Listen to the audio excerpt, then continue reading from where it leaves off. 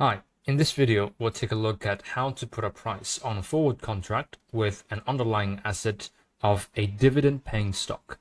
So from the previous video, we used the replicating portfolio method, and we'll use the same method to put a price on a dividend-paying stock and its forward contract. Okay, so the only difference here is that we're going to receive a dividend payment if we buy the underlying asset, which is the stock here, but before the maturity of the forward contract. So it complicates the calculation by a little bit because we have to offset this payment with our replicating portfolio.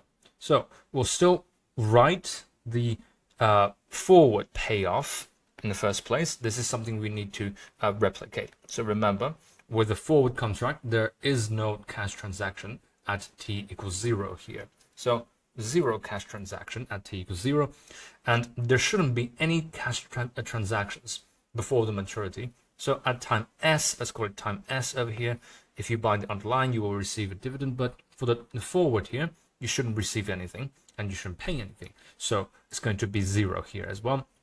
And the payoff for the forward contract is the same as before. It's going to be the spot price minus your forward price. Okay, let's just call it ST minus F. Okay, so we're still going to replicate this payoff from the forward contract.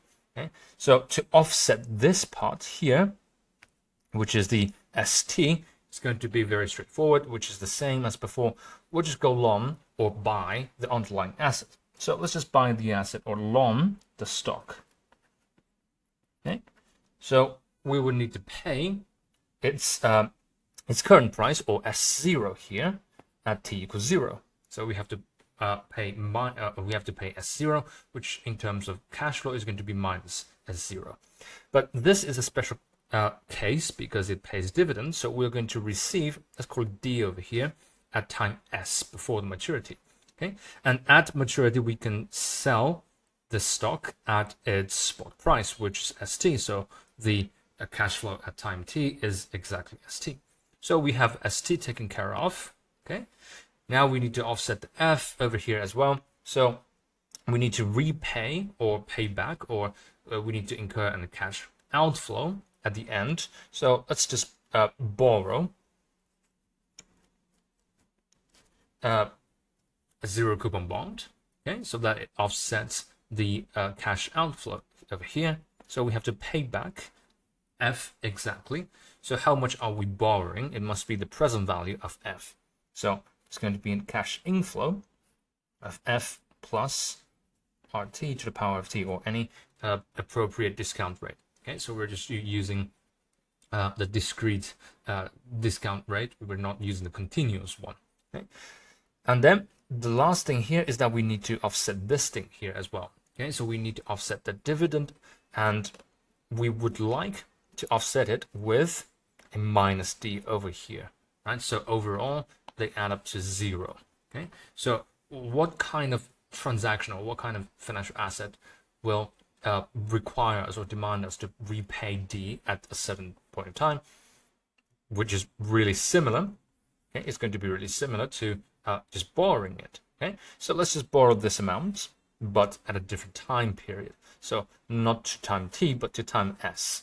Okay, so still we're going to borrow the same amount, or invest in, or we can go short with the bonds over here. So we receive some money right now, and then we repay it in the future.